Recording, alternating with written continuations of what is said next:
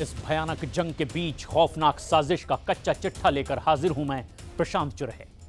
लगता है रूस यूक्रेन जंग को अब यूरोप किसी भी कीमत पर रुकने नहीं देगा, क्योंकि लंदन में 20 यूरोपीय देशों की मीटिंग में मौजूद राष्ट्रपति ज़ेलेंस्की ने दावा किया कि अगर पूरा यूरोप मिलकर उन्हें लंबी दूरी की मिसाइलें दे दे तो वो फिर रूस को घुटनों पर ला देंगे। और इस वक्त पुतिन के खिलाफ लंदन युद्ध शुरू हो चुका है, और ऐसे में अगर रूस ने परमाणु जंग शुरू कर दी तो फिर कम से कम यूरोप के 20 देश पूरी तरह से तबाह हो जाएंगे।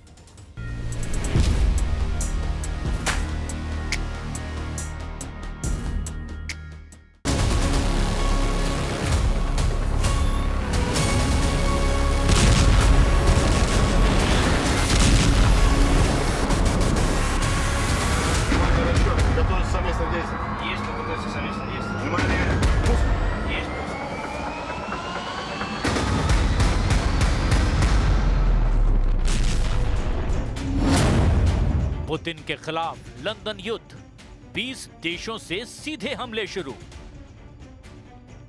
रूस यूक्रेन जंग को लगभग 4.5 साल होने जा रहे हैं, लेकिन पहली बार ऐसा हो रहा है कि अमेरिका को दरकिनार करते हुए यूरोप के 20 देशों ने रूस पर सीधे हमले करने की ठान ली है।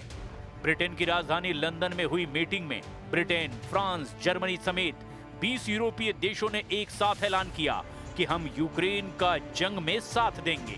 ज़ेलेंस्की ने मीटिंग में ही उन हथियारों की मांग की जो अभी तक यूक्रेन को नहीं मिले हैं। खबरों के मुताबिक यूक्रेन को लंबी दूरी की क्रूज मिसाइल टॉम हॉक मिल सकती है, जबकि बाकी यूरोपीय देश भी रूस पर हमला करने के लिए यूक्रेन को टॉम हॉक जैसे मिसाइल देने को तैयार दिखाई दे रहे हैं।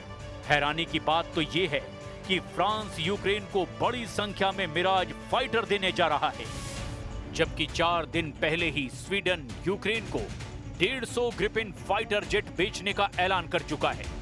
कुल मिलाकर रूस यूक्रेन युद्ध पूरी तरह से बेकाबू नजर आ रहा है।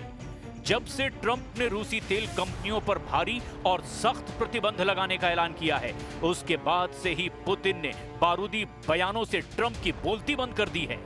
खबर तो यह भी है कि ट्रंप ने भी ये मान लिया है कि यूक्रेन के जिन इलाकों पर रूसी सेना पूरी तरह से कब्जा कर चुकी है, उन इलाकों को रूस से छीन पाना अब बेहद कठिन हो गया है। खबरों में दावा किया गया कि पुतिन ने जिस तरह से परमाणु ड्रिल से अमेरिका और यूरोप को हैरान किया है, उससे यह साबित हो रहा है कि पुतिन ने पहली बार अपने सख्त तेवरों से मीडिया के सामने ही राष्ट्रपति ट्रंप को उनकी औकात दिखा दी है। हम आपको लंदन से लेकर वॉशिंगटन तक मची उस खलबली से जुड़ी खबरें दिखाने जा रहे हैं, जहां हर तरफ मॉस्को की बारूदी तैयारियों से कोहराम मचा हुआ है। यूरोप पर भारी पड़ेगा लंदन युद्ध, ट्रंप पर हावी पुतिन का खौफ।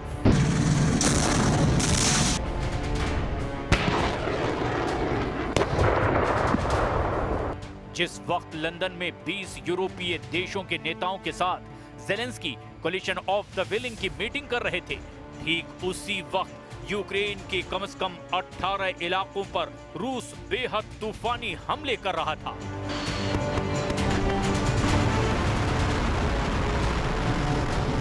ये रूसी हमले पुतिन की उस सीधी धमकी के बाद आए हैं, जिसमें पुतिन ने न सिर्फ ट्रंप को बातचीत या फिर युद्ध के लिए चैलेंज किया, बल्कि पुतिन ने ज़ेलेंस्की को जंग के झाड़ पर चढ़ाने में जुटे उन यूरोपीय देशों को भी अपनी परमाणु ताकत दिखा दी है, जो ये मानकर चल रहे थे कि रूस के पास ना तो सैन्य ताकत बची है और ना ही पैसा। हम सबसे पहले आपको ये भी बता दें कि रूस के खिलाफ अभी तक अमेरिका मोर्चा खोले हुए है, लेकिन अमेरिका के साथ लंदन से पुतिन के रूस को तबाह करने की कस्में खाई जा रही है। जरा इन तस्वीरों को देखिए।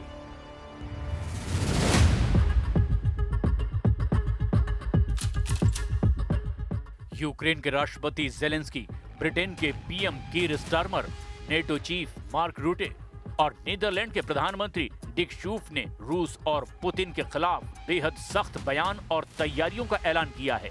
तस्वीरों में साफ देखा जा सकता है कि लंदन में हो रही 20 यूरोपीय देशों की meeting collision of the willing में बीच में ही ब्रिटेन के प्रधानमंत्री कीर स्टारमर बैठे हैं। जिनके दाहिने हाथ की तरफ राष्ट्रपति जेलेंस्की बैठे दिखाई दिए, जबकि बाएं हाथ की तरफ नेटो चीफ मार्क रूटे बैठे हुए हैं। सभी उस टीवी स्क्रीन पर निगाहें जमाए हुए हैं जिसमें पेरिस में बैठे फ्रांस के राष्ट्रपति इमैनुअल मैक्रों और पूरी टीम के साथ मीटिंग में शामिल हुए। इस मीटिंग में रूस को जहां कमजोर, पुतिन को डरा हुआ और रूसी सेना को हारा हुआ बताया गया, तो वहीं दावा किया गया कि जेलेंस्की के यूक्रेन को अब फाइटर जेट से लेकर टॉम हॉक जैसी मिसाइलें 20 देश मिलकर देंगे। इस कोलिशन ऑफ विलिंग मीटिंग में Germany, Italy, Britain, Romania, Bulgaria, Estonia, Latvia, Lithuania, Norway, Sweden, चेक रिपब्लिक, लग्जमबर्ग, आयरलैंड, पुर्तगाल, यूनान, Cyprus, Croatia, Slovenia, Albania, Montenegro, Canada, Japan, Australia, New Zealand, Australia, Iceland, Hungary, तुर्की, माल्टा और कई देश इसमें शामिल हैं। इस मीटिंग में नेटो चीफ मार्क रूटे ने दावा किया, राष्ट्रपति व्लादिमीर पुतिन के पास पैसा, सैनिक और विचार कम पड़ रहे हैं और अमेरिका द्वारा रूस पर लगाए गए नए प्रतिबंध उन पर और दबाव डाल रहे हैं। जेलेंस्की ने मांग की रूस की सभी तेल कंपनियों पर प्रतिबंध लगाया जाए, जबकि फ्रांस के राष्ट्रपति इमैनुअल मैक्रों ने कहा कि वो यूक्रेन को मिराज जेट, नए एयर डिफेंस की क्षमता, लंबी दूरी की मारक क्षमता वाली मिसाइलें, ड्रोन और एंटी ड्रोन सिस्टम यूक्रेन को देंगे। मैक्रों ने बताया कि यूक्रेन को नई मिसाइलें दी जाएंगी और आने वाले हफ्तों में अतिरिक्त ट्रेनिंग भी दी जाएगी। In Ukraine, Putin is gaining little ground on the battlefield. And where there are marginal gains, they are coming at a huge price. Hundreds of thousands of Russians are dying for Putin's deluded aggression. Ukraine continues defending itself bravely, and our support to them is working. The truth is that Putin is running out of money, troops and ideas. President Trump said it very well. They should stop where they are now. And as soon as Putin felt pressure and the possibility of tomahawks appearing in Ukraine, he immediately declared his readiness to restart talks. But as soon as the pressure disappeared, he abandoned diplomacy again. So it's obvious for us what to do. We need more deep strike capabilities. जोश में Europe, सन्नाटे में Trump. अब सवाल ये उठता है कि लंदन में जेलेंस्की के साथ एकजुट 20 यूरोपीय देश क्या रूस का मुकाबला कर पाएंगे? क्या कोलिशन ऑफ विलिंग का रत्ती भर भी असर पुतिन पर पड़ेगा? इसका जवाब है बिल्कुल नहीं, क्योंकि जब से ट्रंप ने रूस की तेल कंपनियों पर सख्त प्रतिबंध लगाए हैं, उसके बाद से यूक्रेन की राजधानी कीव पर रूस ने ताबड़तोड़ मिसाइलों और बमों से हमला किया है। दावा किया जा रहा है कि पूर्वी और दक्षिणी यूक्रेन के प्रांतों पर रूस के हमलों को 20 गुना तक बढ़ा दिया गया है। पुतिन ने भी अब परमाणु ड्रिल में शामिल होकर दिखा दिया कि रूस की यार्स परमाणु क्षमता वाली मिसाइल अमेरिका को मिनटों में तबाह कर सकती है। पुतिन के एटमी तेवरों को देखने के बाद से ही ट्रंप की बोलती बंद हो गई है और तेवर तो पूरी तरह से ढीले पड़े हुए हैं। 78% जीता यूक्रेन, सदमे में ट्रंप। लगभग 4 सालों से रूसी सेना यूक्रेन को रौंदती चली जा रही है। यूक्रेन के 4 प्रांत पर रूस का लगभग कब्जा हो चुका है। कुल मिलाकर यूक्रेन के 5 प्रांत पुतिन की मुट्ठी में हैं। लेकिन हैरानी की बात तो यह है कि ट्रंप को अमेरिका का राष्ट्रपति बने हुए 9 महीने से ज्यादा वक्त हो चुका है, लेकिन अभी तक ट्रंप पुतिन से यूक्रेन की 1 इंच जमीन भी नहीं छुड़वा पाए हैं। हैरानी की बात तो ये भी है कि ये हाल तब है जब यूक्रेन को 41 देशों से सीधी सैन्य सहायता और मदद मिल रही है। इसके बावजूद नेटो और अमेरिका मिलकर भी रूस को सीज फायर के लिए मजबूर नहीं कर पाए हैं, जिससे ट्रंप ने रूस पर सख्त प्रतिबंध लगाए। जब से ट्रंप ने रूस पर सख्त प्रतिबंध लगाए हैं, उसके बाद से हालात तो और ज्यादा खराब हो गए हैं। पुतिन ने परमाणु धमकी दी और ट्रंप को जब से सीधा चैलेंज किया है, उसके बाद से भी ट्रंप बयान देने लगे कि रूस से यूक्रेन की जमीन को वापस लेना लगभग नामुमकिन है। ट्रंप ने नया प्रस्ताव दिया कि जहां अभी लड़ाई चल रही है वहीं रुक जाए। खबरों के मुताबिक ट्रंप ने ज़ेलेंस्की से डॉनबास छोड़ने की अपील की और ट्रंप ने यह भी माना कि डॉनबास का 78% हिस्सा रूस के कब्जे में आ चुका है। हम आपको ये भी बता दें कि डोनेस्क और लुहांस्क को सामूहिक रूप से डॉनबास कहा जाता है, जहां सबसे ज्यादा युद्ध हो रहे हैं। रूस पूरे लुहांस्क और डोनेस्क के ज्यादातर हिस्सों पर कब्जा कर चुका है, जिसमें स्लोवियास्क और क्रामाटोर्स्क शहरों के आसपास के क्षेत्र भी शामिल हैं। खेरसॉन और जापोरेजिया के लगभग 75% हिस्से पर भी रूस का नियंत्रण हो चुका है। We never discussed it. We think that what they should do is just stop at the lines where they are, the battle lines. You have a battle line right now. The rest is very tough to negotiate. If you're going to say, you take this, we take that, there's so many different permutations. So what I say is they should stop right now at the battle lines. Go home, stop killing people, and be done. What do you think should happen with the Donbas region? Let it be cut the way it is. It's cut up right now. I think 78% of the land is already taken by Russia. You leave it the way it is right now. They can negotiate something later on down the line. But I said cut and stop at the battle line. Go home. Stop fighting. Stop killing people.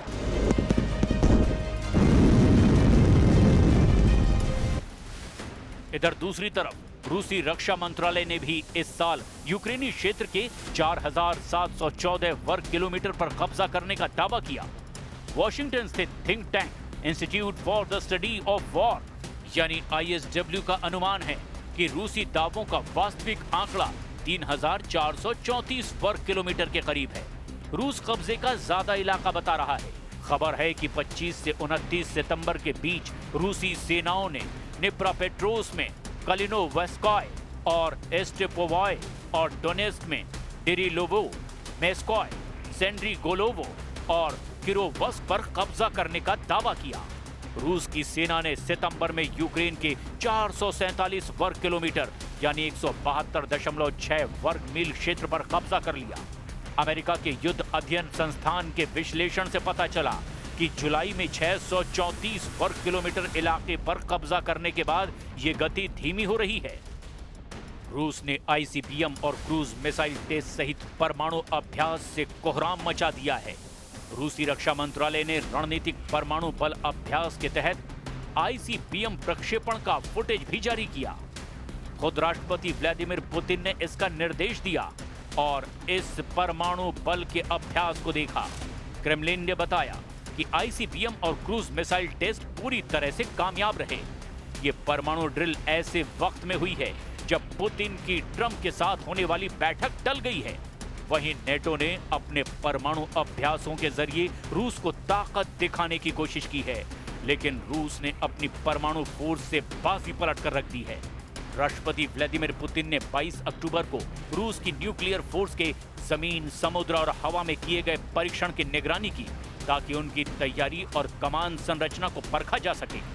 इस परीक्षण में cosmodrome से जमीनी yard ICBM missile को दागा गया। Barents सागर में एक परमाणु पनडुब्बी ने सिनेवा बैलिस्टिक मिसाइल का परीक्षण शामिल किया। इसके अलावा रूस की लंबी दूरी की क्रूज मिसाइलें दागने वाले Tu-95 बम वर्षक भी युद्धाभ्यास में शामिल हुए। रूस की परमाणु फोर्स से पहले नेटो ने इसी महीने रूस में अपना सालाना परमाणु अभ्यास किया था, जिसमें F-35A लड़ाकू जेट और B-52 बम वर्षक विमानों के साथ 13 देशों के 90 विमानों ने हिस्सा लिया। President Zelensky, as you know today, and we had a very good meeting, very cordial meeting. In my opinion, they should stop the war immediately. You go by the battle line wherever it is, otherwise it's too complicated. You'll never be able to figure it out. You stop at the battle line, and both sides should go home, go to their families, stop the killing, and that should be it. Stop right now at the battle line. I told that to President Zelensky. I told it to President Putin. Thank you very much. 150 Gripen jet से जंग जीतेंगे Zelensky. दुनिया के लगभग सभी देश जानते हैं कि रूस की परमाणु ताकत के सामने दुनिया का कोई भी देश टिक नहीं सकता।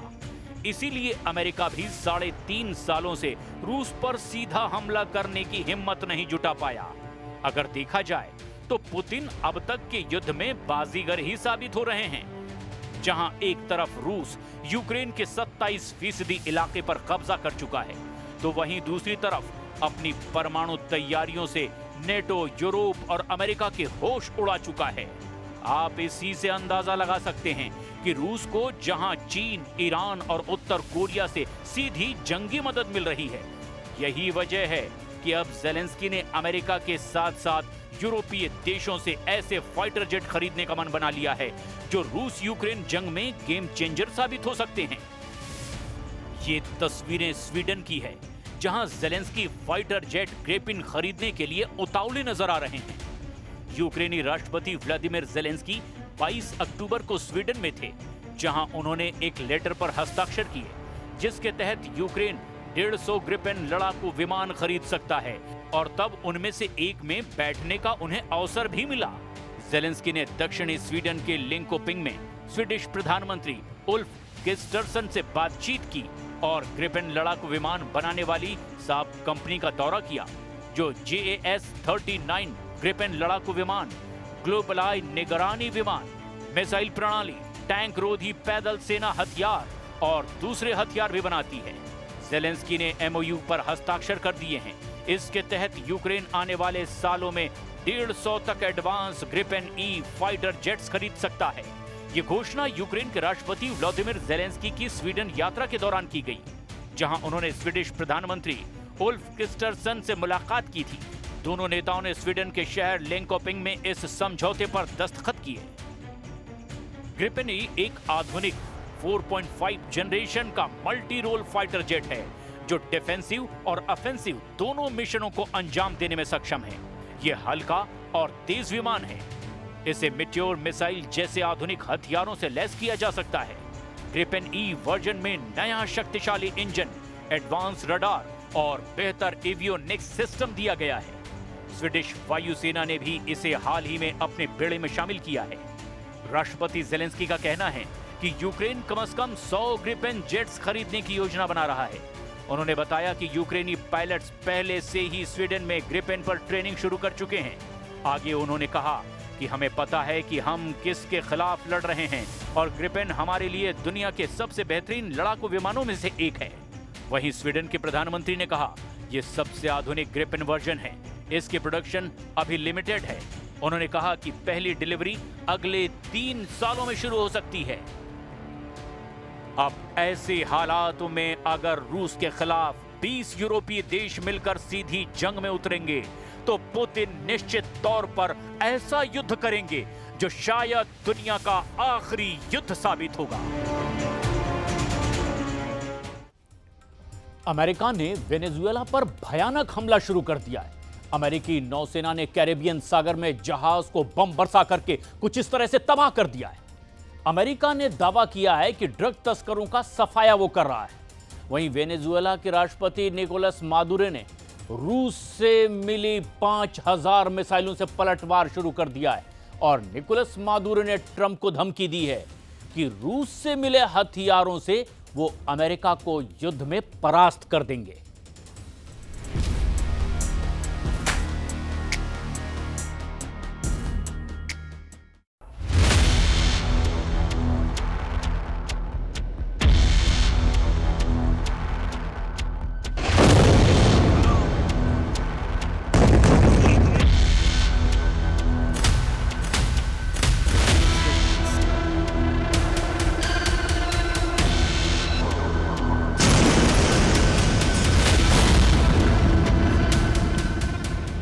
F-35 जंगी जेट से बमबारी शुरू हो गई है।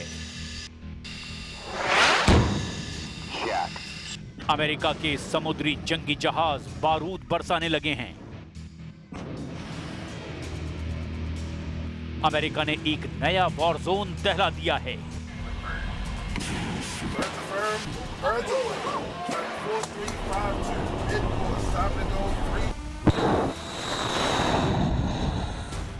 अमेरिका का सबसे खतरनाक जंगी लड़ाका युद्ध में उतर आया है। ट्रंप ने उस जंगी बेड़े को हमलों के लिए भेजा है जो अकेले किसी भी देश को धरती से मिटा सकता है। ये है अमेरिका का Gerald Ford aircraft carrier group 8 जंगी जहाज, एक न्यूक्लियर सबमरीन और F-35 एयरक्राफ्ट का बेड़ा शामिल है। सुपर पावर का दिमाग भन्नाया हुआ है। ट्रंप सभी देशों को यह बताने जा रहे हैं कि अमेरिका क्यों सुपर पावर है, कैसे अमेरिका से दुश्मनी तबाह कर डालती है। इसे फिर ट्रंप साबित करने जा रहे हैं। रूस यूक्रेन युद्ध का रिमोट कंट्रोल ट्रंप के पास है। इजराइल हमास युद्ध रिमोट कंट्रोल ट्रंप के हाथ में है। अमेरिका वेनेजुएला युद्ध रिमोट कंट्रोल ट्रंप के साथ है। चीन ताइवान युद्ध टेंशन रिमोट कंट्रोल ट्रंप को चाहिए।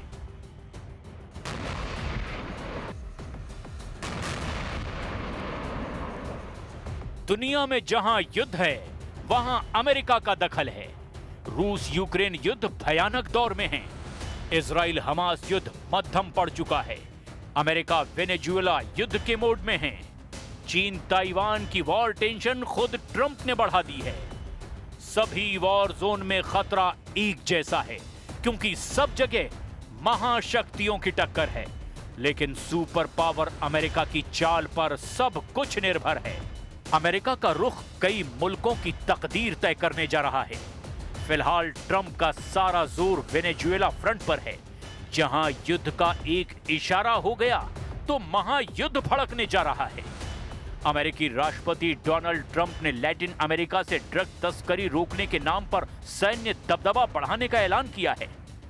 ट्रंप ने पुष्टि की है कि USA Gerald Ford aircraft carrier group Caribbean सागर में एक्शन में आ गया है। दुनिया का सबसे बड़ा और अमेरिका का एडवांस्ड एयरक्राफ्ट कैरियर हमले भी शुरू कर चुका है। तस्वीरें पेंटागन ने रिलीज की हैं, जिसमें कैरेबियन सागर में दुश्मन के जहाज पर अमेरिका ने हमला बोला है। यूएस सेक्रेटरी ऑफ वॉर पीट हेग्सेथ ने वीडियो पोस्ट कर दावा किया कि अमेरिका ने पूरी रात कैरेबियन सागर में हमला किया है। पेंटागन के जारी इस 20 सेकंड के वीडियो में एक जहाज को बम धमाके से उड़ाते हुए दिखाया गया। अमेरिका के हमले के बाद वेनेजुएला के राष्ट्रपति निकोलस मादुरो ने ट्रंप पर युद्ध भड़काने के आरोप लगाए हैं।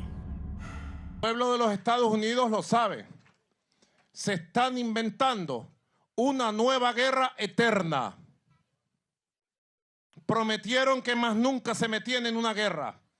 Y se están inventando una guerra que nosotros vamos a evitar. ¿Con qué? Con la movilización de los pueblos de América del Sur. Porque América del Sur y el Caribe todo dice no a la guerra, sí a la paz, sí a la prosperidad. America ने Venezuela में सैन्य अभियान को drug तस्करों के खिलाफ operation का नाम दिया। हालांकि जिस तरह की सैन्य तैयारी और हथियारों की तैनाती है, उससे साफ है कि ट्रंप ने मादुरो को सबक सिखाने का प्लान बना रखा है। अमेरिका के 8 युद्धपोत पहले ही वेनेजुएला फ्रंट पर तैनात हैं। अमेरिका ने 6000 से ज्यादा मरीन मादुरो के खिलाफ तैनात कर रखे हैं और अब यूएसएस गेराल्ड फोर्ड और उसके स्ट्राइक ग्रुप को भेजा गया है, जिसमें 5 विध्वंसक युद्धपोत, 4500 अतिरिक्त मरीन भी शामिल हैं। उधर वेनेजुएला ने 5000 से ज्यादा एंटी एयरक्राफ्ट मिसाइलों को अमेरिका के लड़ाकू विमानों को मारने के लिए अब तैयार कर लिया है। 10,000 अमेरिकी सैनिकों के साथ जंगी जेट, मिसाइलें, डिस्ट्रॉयर, बम वर्षक वेनेजुएला के उत्तरी तट के सामने आ डटे हैं, जिसे देखने के बाद निकोलस मादुरो ने युद्ध के लिए ट्रंप को ललकार दिया है। मादुरो ने धमकी दी है कि ट्रंप का नया खेल वेनेजुएला के साथ अब नहीं चलेगा। वेनेजुएला के राष्ट्रपति ने रूस से मिले सभी हथियारों को जंगी अखाड़े में भेजने के ऑर्डर दे दिए हैं। मादुरो ने यह भी कहा कि ट्रंप उन पर परमाणु हथियार बनाने का आरोप लगा नहीं सकते, इसीलिए झूठी क्राइम स्टोरी गढ़ करके युद्ध शुरू कर रहे हैं। No pueden decir que estamos construyendo un arma nuclear. No pueden decir que tenemos misiles apuntando a las ciudades de Estados Unidos. No lo pueden decir, ¿verdad? Y como no pueden decirlo, se inventan un relato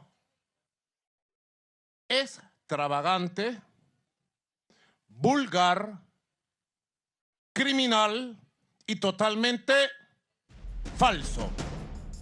Maduro ने America के इरादों को भांप लिया है। उन्होंने युद्ध के लिए रेडी होने का ऐलान किया है। रूस से मिले हथियारों की तैनाती भी कर दी गई है। वेनेजुएला ने अमेरिका से लड़ने के लिए 5000 एंग्ला एस एंटी एयरक्राफ्ट मिसाइलें, S-300 defence system, tank battalion और तोपों को उत्तरी तट पर तैनात किया है। वहीं प्रेसिडेंट ट्रंप ने ये इत्मीनान दिलाया है कि वो युद्ध शुरू करने वाले हैं। ट्रंप ने धमकी दी है कि वो ड्रग तस्करों के सफाए का ऑपरेशन चला रहे हैं। युद्ध की नौबत नहीं आने वाली। Well, I don't think we're going to necessarily ask for a declaration of war. I think we're just going to kill people that are bringing drugs into our country. Okay? We're going to kill them. You know, they're going to be like dead. Okay? मगर Trump की ये दलील किसी के गले नहीं उतर रही, क्योंकि अमेरिका ने जिन हथियारों को फ्रंट पर तैनात किया है वो ऐसे हैं जो सर्वनाश मचाने वाले हैं। सबसे ज्यादा डर तो Gerald Ford aircraft carrier group का है। ये एटमी जंगी बेड़ा वेनेजुएला को अकेले भस्म कर सकता है।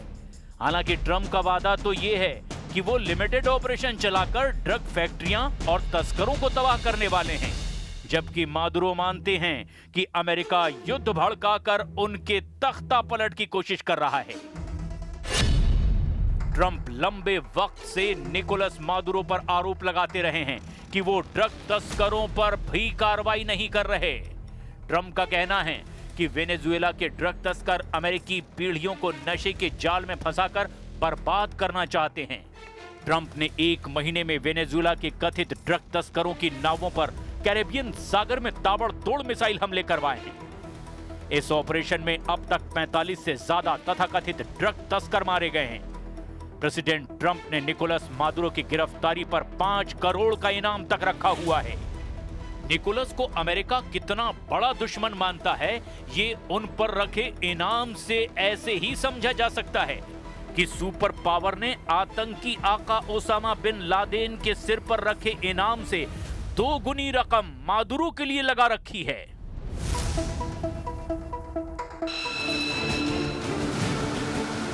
यानी ट्रंप मादुरो को किसी भी हाल में बख्शने वाले नहीं हैं। वेनेजुएला फ्रंट पर सुपर एक्टिव ट्रंप आसियान शिखर सम्मेलन में शामिल होने वाले मलेशिया पहुंचे हुए हैं। ट्रंप की एशिया महाद्वीप में मौजूदगी के बीच गाजा ने उनकी टेंशन और बढ़ा दी है, जहां ट्रंप हमास को किसी भी हैसियत में रखने को तैयार नहीं है। ट्रंप ने साफ कर दिया है कि गाजा सरकार और प्रशासन में हमास को कोई जगह नहीं दी जाएगी। यह ऐलान अमेरिकी विदेश मंत्री मार्क रूबियो ने इजराइल विजिट के दौरान किया, जबकि हमास लीडर पहले ही धमकी दे चुके हैं कि वो ना तो हथियार छोड़ेंगे और ना ही गाजा सरकार में अपनी हिस्सेदारी। You know, and I've expressed and we've expressed our concerns about the Palestinian Authority as it stands today. It's certainly in need of reform. As far as what role it's going to play in the future of Gaza, that's yet to be determined, if any role at all. We don't know. I mean, that's what's being worked on. Again, this is very complex. I mean, we are dealing with 30 or 40 years of mistakes, 30 or 40 years of terrorism, 30 or 40 years of deeply embedded problems, and we're about 14 days into this agreement. So right now we're trying to get through this, and part of that, the long-term governance of Gaza, that it's not Hamas, it's not a terrorist organization, that's work that's going to need to be done. America ने ये भी clear कर दिया है कि Gaza में होगा वही जो इजराइल चाहता है। यहां तक कि तुर्की को गठबंधन सेना में शामिल करने से भी ट्रंप पलट गए हैं। मार्क रूबियो ने बताया कि गाजा में गठबंधन सेना में सिर्फ उन देशों को शामिल किया जाएगा जिन पर इजराइल को कोई ऐतराज नहीं है।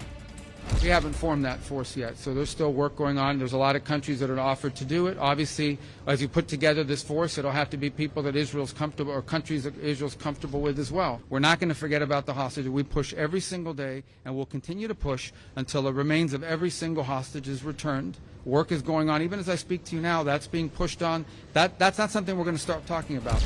तुर्की को इस तरह से नजरअंदाज करना ट्रंप के लिए आसान नहीं होगा। एर्दोआन सबसे बड़े किरदार बनने को तैयार हैं।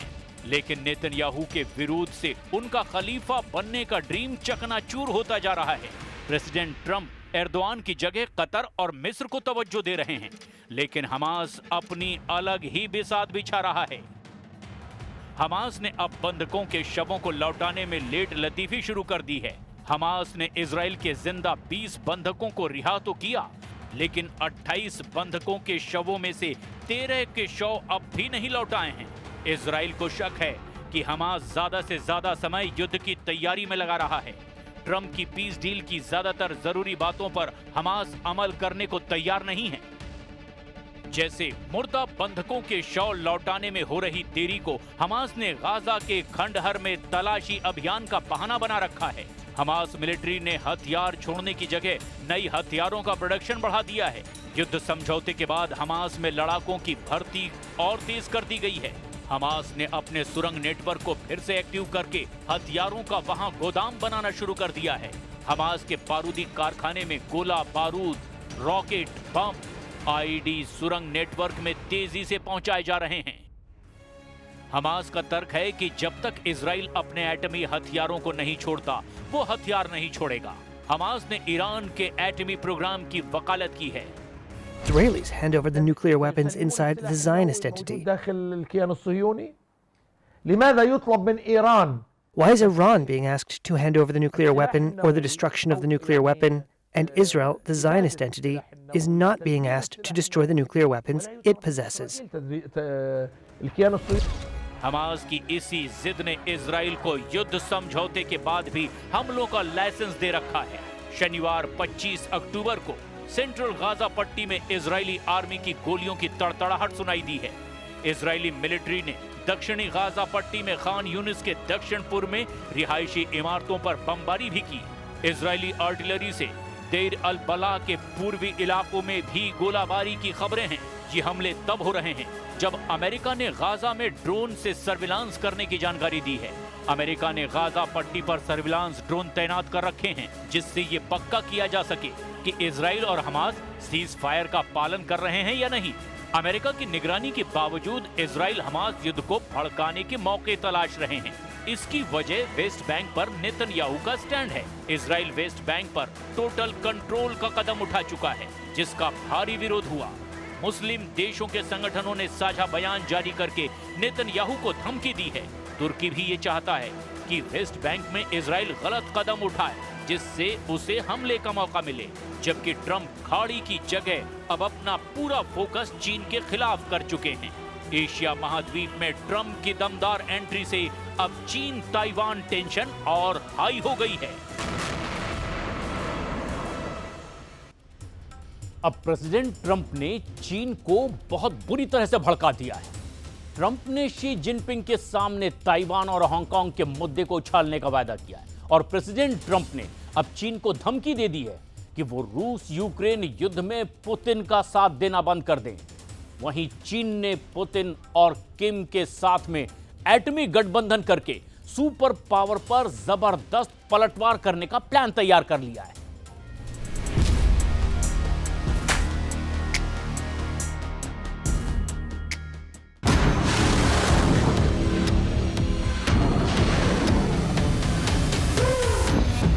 जिस ताइवान से शी जिनपिंग को नफरत है, उसे मुद्दा बनाएंगे ट्रंप।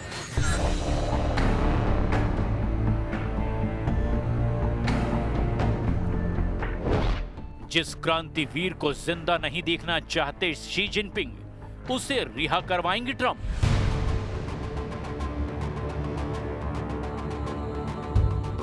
चीन पर ट्रंप का डबल हमला, ड्रैगन अब पुतिन के साथ लेगा बदला।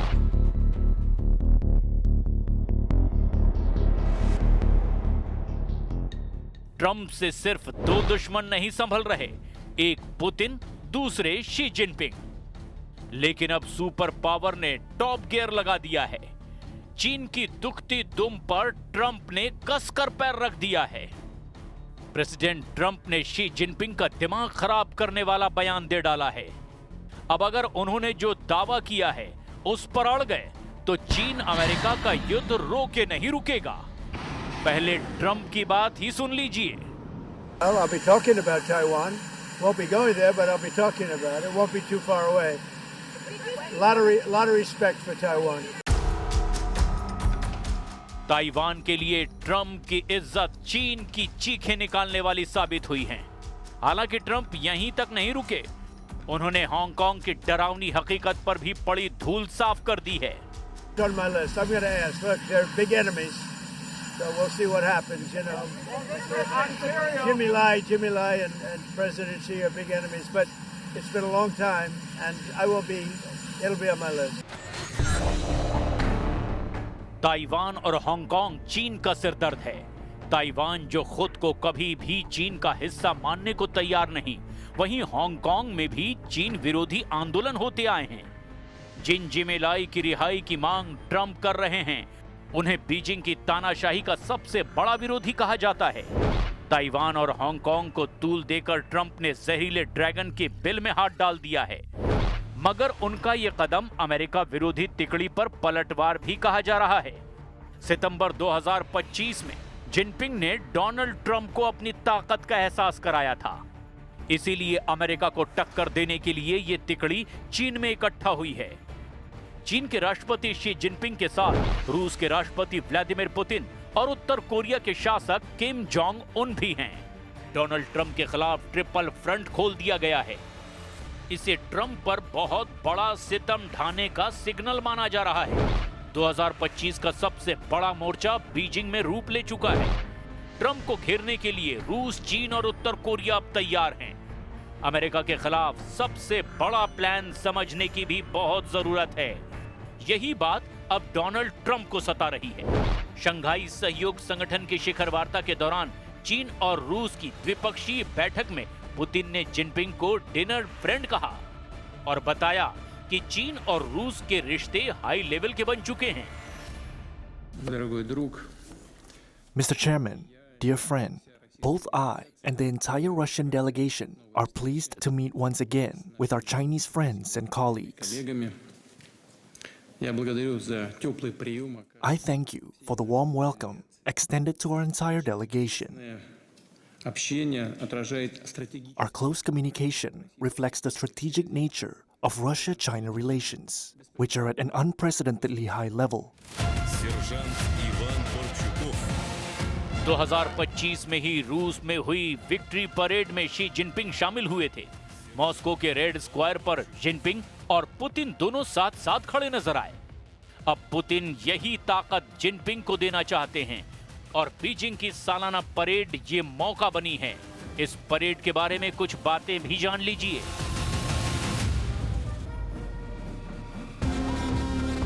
उन्नीस से 1945 तक चीन और जापान युद्ध के दौरान 3.5 करोड़ लोगों की मौत हुई थी। इसी दौरान 1937 में जापान की सेना ने चीन में नैनजिंग नरसंहार में 3 लाख लोगों की हत्या कर दी। इसी युद्ध के अंत को चीन में इस तरह मनाया जाता है। इसकी 80वीं बरसी पर जिनपिंग एक बार फिर चीन की ताकत दिखा रहे हैं, क्योंकि उन्हें पता है कि इस मिलिट्री पावर के सामने ना जापान खड़ा हो सकता है, ना ही अमेरिका की हिम्मत होगी कि वो चीन पर नजरें टेढ़ी कर सकें।